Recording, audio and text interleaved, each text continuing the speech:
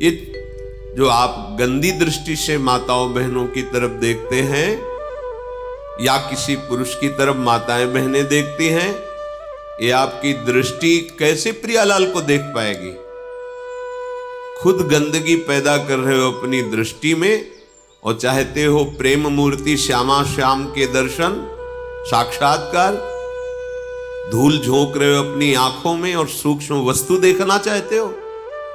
सावधान, स्त्री मात्रे मात्र बुद्धि है। जितनी माताएं बहन हैं सब, इनके प्रति मात्र बुद्धि अर्थात पूज्य बुद्धि होना चाहिए। कई बार सत्संग में कहा है कि वो बहुत ही आसुरी स्वभाव वाला राक्षस होगा जो अपनी माता बहन बेटी के प्रति गंदी दृष्टि रखे, नहीं तो परिवार में सब रहते, कहां ऐसी कोई मलिन वृत्ति रहती है। पर जहां हम दूसरा भाव आरोपित करते हैं वहीं हमारी गंदी वृत्ति हो जाती है। इस गंदी वृत्ति और गंदे भाव को त्याग कर ही तो हम दिव्य वृत्ति और दिव्य भाव प्राप्त करने चले हैं।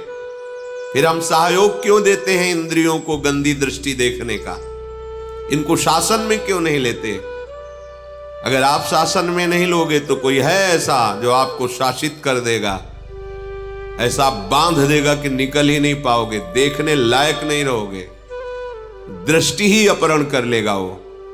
बहुत सावधान, बहुत बढ़िया संयोग बनाए निकल चलो।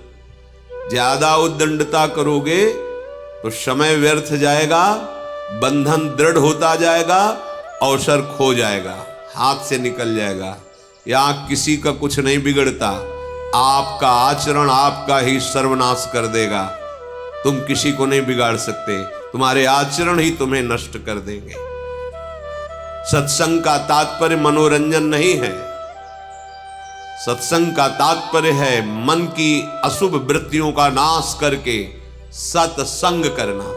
सत है श्यामा श्याम, सत है श्यामा श्याम का नाम, सत है श्री वृंदावन धाम, सत है रसिकों का उपदेश। अगर ये स्वीकार है तो सत्संग है, ये स्वीकार नहीं तो नाटक है, सत्संग नहीं है। फिर जगत नाटक में फंस करके फिर रो। अगर जगत नाटक से मुक्त होना है तो ये सत्संग स्वीकार करो। हमारी वृत्तियां जब जैसा चाहती वैसा मनमानी किससे छुपा रहे हो? अंतर्यामी परमात्मा तुम्हारे हृदय में बैठा एक एक बात देख रहा है और उसी की प्राप्ति के लिए चले हो और उसी से छल कपट करके उसी को तुम जान रहे हो कि वो तुम्हारी बातें नहीं जान रहा, तो ठीक है, वो तुम्हारी ये बातें नहीं जान रहा तो तुम्हारी सत्वृत्तियां भी वो नहीं जानेगा। कर लो। अगर तुम असत वृत्ति गंदी बातों को ये समझ रहे हो कि कोई बात नहीं, क्या यहां तो कोई नहीं देख रहा है, तो फिर जो तुम शुभ आचरण कर रहे हो वो भी फलीभूत नहीं होंगे। फिर पुकारोगे कि अरे हमने क्या बिगाड़ा, भगवान का ऐसा कर दिया, क्योंकि तुमने मान लिया ना, ये यथा माम प्रपद्यन्ते तास तथैव भजाम्य हम। वो नहीं देख रहा है तो वो कुछ नहीं देख रहा है, तुम जैसा मानोगे वैसा ही दिखाई देगा, पर तुम्हारा कर्म तुम्हें नहीं बख्शेगा। स्त्री मात्र में पूज्य भाव, बच जाओगे। किसी का तुम कुछ नहीं बिगाड़ सकते, तुम अपना सर्वनाश करोगे। तुम्हारा हृदय गंदा हो जाएगा, तुम्हारा हृदय तुम्हें जलाएगा, हृदय तुम्हें ऐसी प्रेरणा करेगा कि फंस जाओगे, ऐसी जगह फंस जाओगे जहां कोई नहीं निकाल सकता, क्योंकि जो निकालने वाला था उसने अवसर दिया, निकालने की चेष्टा की, पर आप फिर फिसल कर वहीं खड़े हो गए।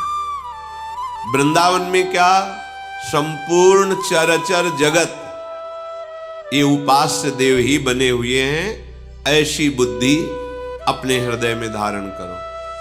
सर्वान वस्तुतया निरीक्ष्य परम स्वाराध्य बुद्धिर मम।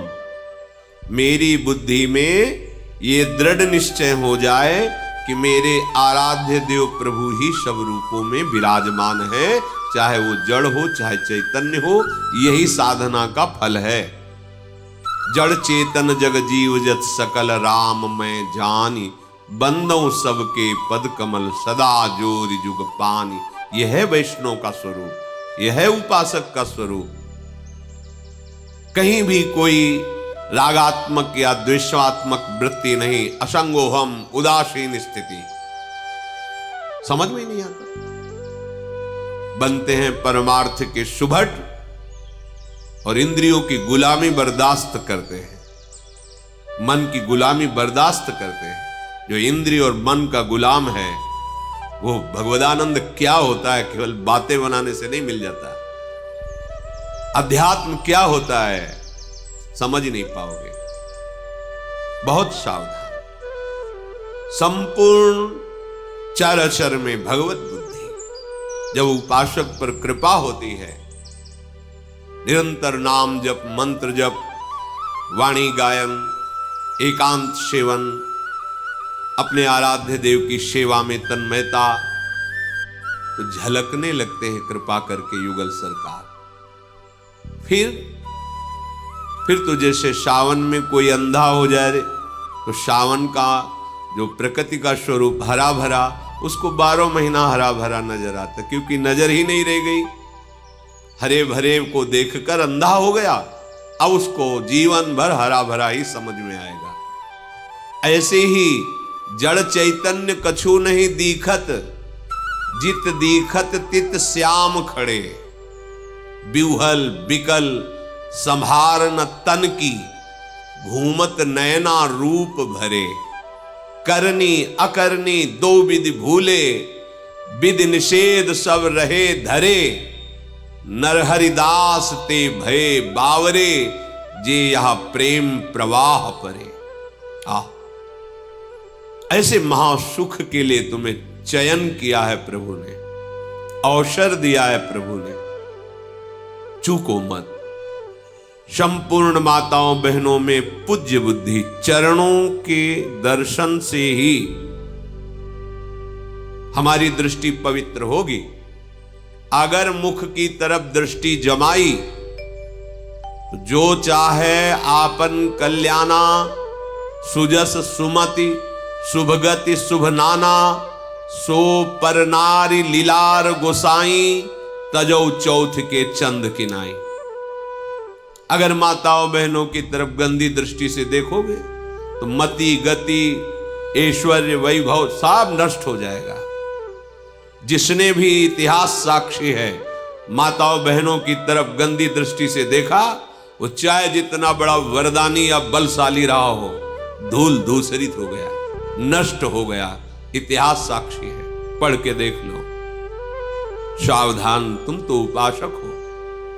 तुम्हारी दृष्टि जैसे अपने मां को देखने पर परम पावन दृष्टि होती है, अपनी बहन को देखने पर, ऐसे ही जगत में जितनी भी माताएं बहनें हैं वो सब पूज्य हैं।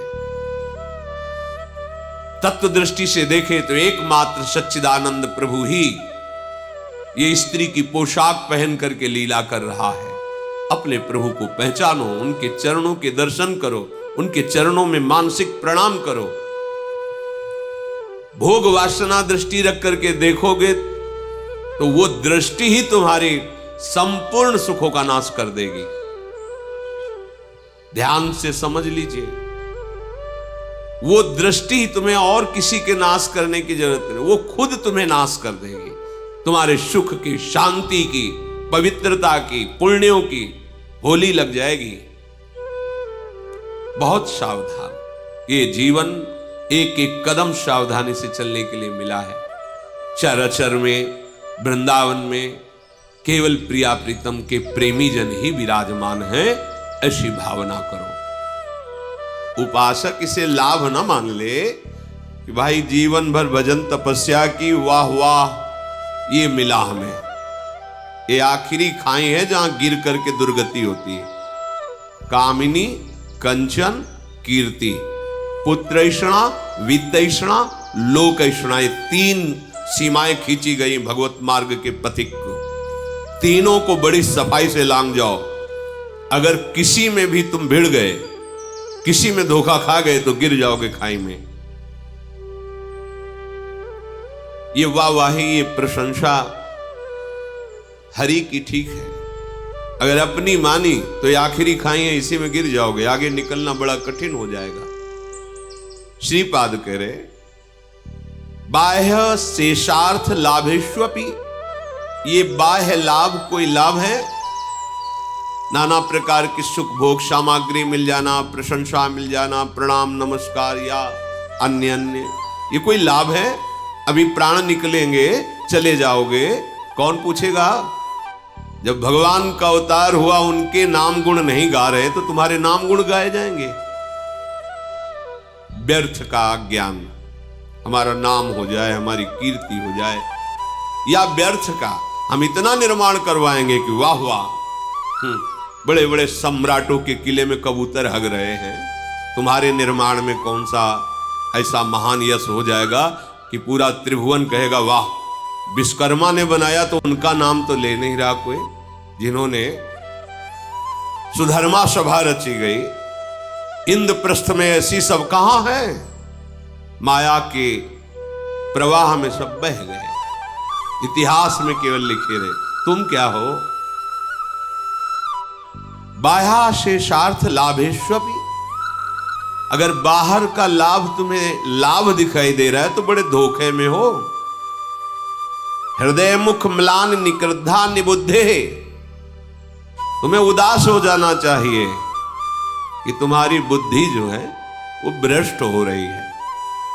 सच्चिदानंद प्रभु के स्मरण को छोड़कर, प्रभु के चिंतन को छोड़कर विषय सुख, धन संपत्ति, मान बढ़ाई, विषय भोग, तुम्हारी बुद्धि खराब हो गई है।